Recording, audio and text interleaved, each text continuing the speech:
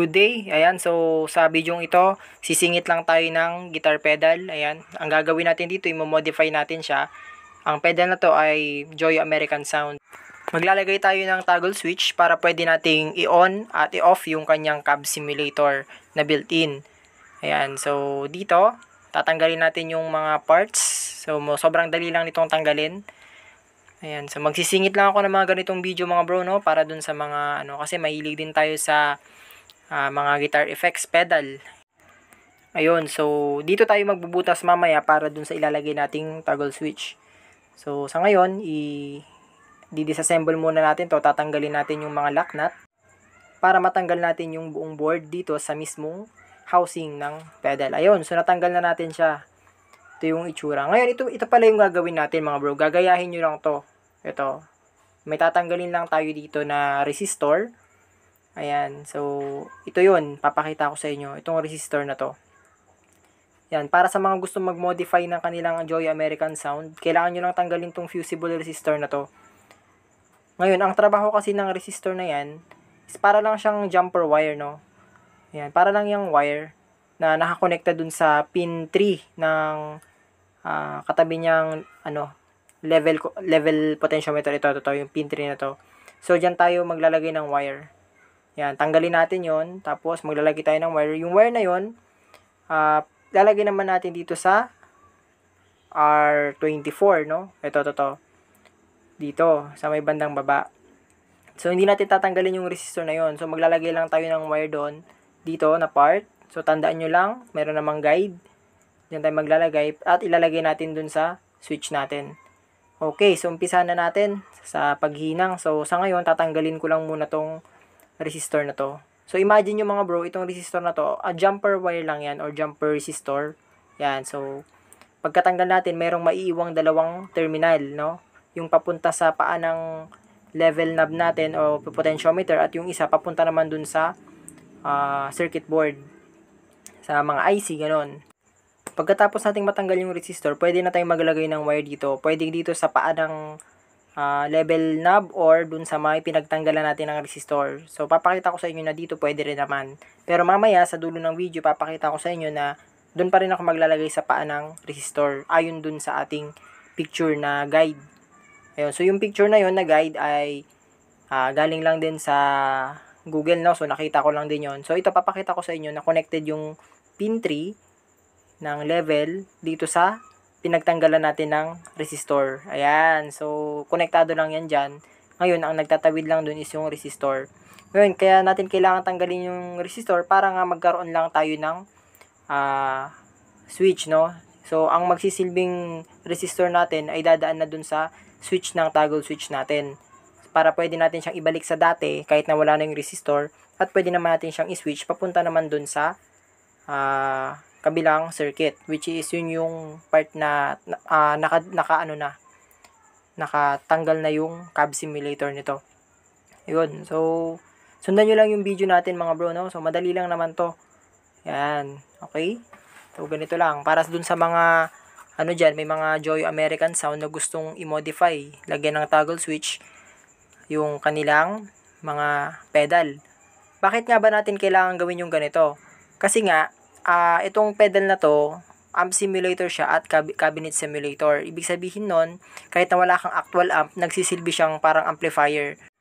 At yung cabinet simulator naman, which is yun yung nilalagyan natin ng on and off switch ngayon, yun naman yung magsisilbing speaker, or yung mga, depende sa sukat, kung 2x12 or 4x12. Ayan, so, sa ganitong paraan, pwede na tayong gumamit ng ibang cabinet simulator, or pwede rin natin siyang patayin, no? Ayan. So, yun lang naman yung pinaka-purpose nito. Kaya natin siya nilalagyan ng switch. Pero kasi napakaganda ng magiging resulta kapag pwede mong patayin yung Kasi pwede kang pumili ng ibang cab sim eh. Ayan. So, ang gagamitin lang natin dito is yung amp simulator niya. Kasi yun yung copy sa Fender na amp, no? Ayon sa source natin. So, ganito lang oh. Ayan. Sa may bandang baba ng ng resistor natin na 33K. Kung di ako nagkakamali. Dahil hindi ko na masyadong makita. Sa baba ng 33K, ayan, naglagay tayo ng wire. Okay? So, sundan nyo lang mamaya mga bro, no? Dahil sobrang dali lang nito. Maniwala kayo sa akin. Hindi nyo na kailangang ipamodify. Kayo na mismo ang gagawa. So, dito, Ayan, so sinukat ko na yung wire. Tapos lalagyan natin yan ng glue stick mamaya. So ito yung sinasabi ko sa inyo na pwede nyo gayahin. Yan, so pwede nyo naman ang lagyan ng glue stick agad yan para hindi na matanggal. Pero for safety, mamaya mayroon tayong babaguhin dyan. So, eto, nalagyan natin ng glue stick para hindi siya basta-basta matatanggal, no? Ayan. So, ganyan lang. So, madali lang sundan to mga bro. Ngayon, magbubutas naman na tayo ng kanyang lagayan ng toggle switch. So, ang gagamitin ko is 1/8 na drill bit. Tapos, mamaya, gagamit tayo ng 6mm na drill bit naman. So, maliit muna, tapos malaki para hindi siya mabigla. Tapos, dito ako nagbutas sa may bandang loob. Para nga naman, baka biglang lumigas yung pagbarayin ako dun sa harap, mas lalong magasgas pa tong, natin, no? Pedal enclosure. So, maliit muna. So, kita nyo naman, malinis yung pagkaka-drill natin. Tapos, ito, 6mm ang gagamitin natin dito na drill bit. So, ganyan lang. Tasin lang natin para magkasya na yung switch. Ngayon, after nito, assemble na natin to kasi tapos na tayo. Yan. So, papansin nyo. Yun. So, okay na yan. Pasok na yung switch natin dyan. Okay. So, balik tayo dito. Ngayon, ang gagawin natin, tatandaan natin yung mga wire na to. So, may mga guhit-guhit siya. May mga hahaba, may maiksi, may mga pa-XXX kung mapapansin nyo. So, ayun, susundan lang natin yung guide, no, na yung diagram natin kanina. So, itong mahaba na to, ito yung sa common. Yan yung mapupunta sa gitna ng toggle switch natin. Okay? Tapos, yung dalawang matitira dyan, dun na lang sa magkabila. Kayo na bahala kung paano nyo siya i-settings na paano yung position nyo dun sa toggle switch. So, so mamaya makikita nyo kung paano ko siya gagawin. So, after kong hinangin, yung pinaka-common natin na yan yung sa may sa may paanong level knob natin. Tapos ito naman sa kabila, yan naman yung papunta sa kabilang wire. So dalawa lang naman ang maiiwan diyan mga bro. So yun na yung ilalagay niyo sa magkabilang dulo ng toggle switch natin. So ganyan lang. Importante lang naman diyan is yung common, no? Yung paanong natin knob. So, para hindi kayo malito, papakita ko sa inyo sa dulo yung gusto kong sabihin. Dahil ililipat din natin yung hininang natin kanina. So, pinakita ko lang muna sa inyo. So, ito yung sinasabi ko mga bro. Ito. Itong paa na to, so, tinanggal na natin dun sa pinaghinangan natin nung una. Although, pwede naman. Ngayon, ayoko lang magkadikit kasi. So, gusto ko medyo malayo talaga siya. Ayan. So, pinakita ko lang para alam nyo na konektado siya dun. Okay? So, dito, lalagyan ko siya ng glue stick. For safety, kasi hindi natin alam, 'di ba? Baka sa pagtagal biglang tanggal-tanggal ganun.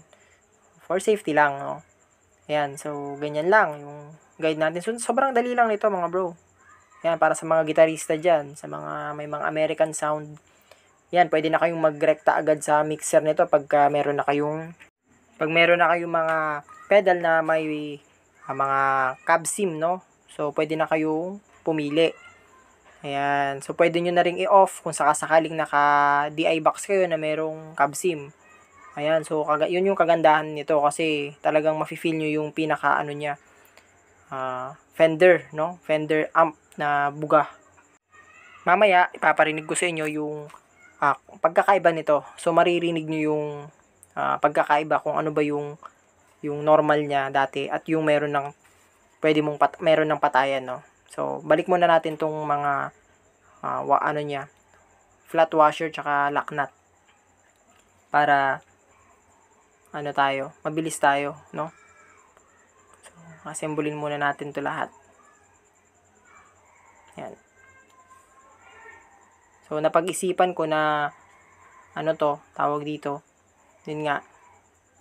Lagyan na lang ng toggle switch para mas mapakinabangan natin yung amp simulator nito. Kasi ito yung kadalasang problema sa American Sound Maganda naman tong pedal na to, no. Yun nga lang, may mga pagkakataon na halimbawa gumamit tayo ng DI box na may cab sim. Ayan, so nagiging doble yung cab simulator natin dahil meron na nga itong built-in cab sim. So kahit kung sakasakali na gagamit tayo ng ibang cab simulator, ang mangyayari madodoble na. Pero ngayon dahil nalagyan na natin siya ng patayin ng cab sim, pwede na tayong pumili ng ibang cab simulator. At hindi na tayo mag-aalala na magloko, no, yung kanyang tunog, no, dahil ito nga, meron na tayong patayan ng cab simulator. Okay, so yun lang naman ang pinaka ano nito. So alam to ng mga ano diyan, guitar pedal lovers, no, yung mga ganitong klaseng setup. So basic lang naman yung mga ganitong ano. Ayan, so assembly na natin. Yun. So marami kasi akong nababasa sa mga pedal board PH na ano ba yung tunog kapag ka na-convert or napatay na natin yung kanyang cab sim. Ayan, so kagandahan dito, pwede mong ibalik sa normal na parang American sound talaga at pwede mo ring patayin. Ayan, so hindi siya yung direct na pinatay agad natin. Although pwede naman, kaso ako mas gusto ko yung naibabalik ko siya sa kung ano talaga siya, no? Yung talagang circuit niya. Okay? So, yan. So, malapit na tayong matapos.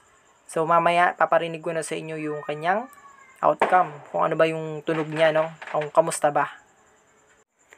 Ayan, so malapit-lapit na. So, mga knobs na lang ang kulang. So, soli na natin. Okay. So, tapos na. Okay, yan. So, ito yung toggle switch natin. Testing na natin. So, bali dito, meron akong gamit na Tank G, no? So, live. Punta tayong live. Tapos, pipili ako ng cab sim ko dito or IR cabinet. Ayan. Dahil gagamitin natin yung American sound as a amp simulator. So, dito, lagyan natin sa pinaka dulo. So, meron na akong cab sim or yung IR cab. So, ang kailangan ko ngayon is yung amp sim or yung mismong amplifier. Dahil pumili na ako ng speaker ko, no? So, dito, dahil pwede na nating patayin yung kanyang cabinet simulator. So, ayan. So, ito na siya. Kapag nakaswitch na ganyan, nakapatay.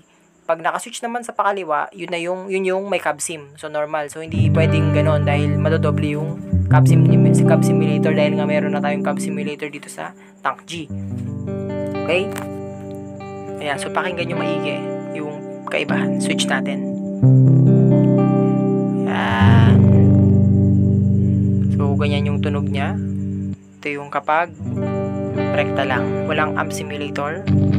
Ito yung may amp and cab. So, doble-doble na. So, subukan natin patayin, no? Yung cabinet simulator para mag-partner yung amp sim at cab sim from Joyo to Tank G. Ayan. So, di ba? Pansin yung pagkakaiba. So, ito yung kapag wala. Ito naman yung kapag meron at nakapatay ang cab sim ni Joyo American Sound. Yun. So, mas gumanda yung tunog, no? Patayin natin. On natin. O, ito yung guide natin, no? So, kapag naka-switch pa kaliwa, normal mode.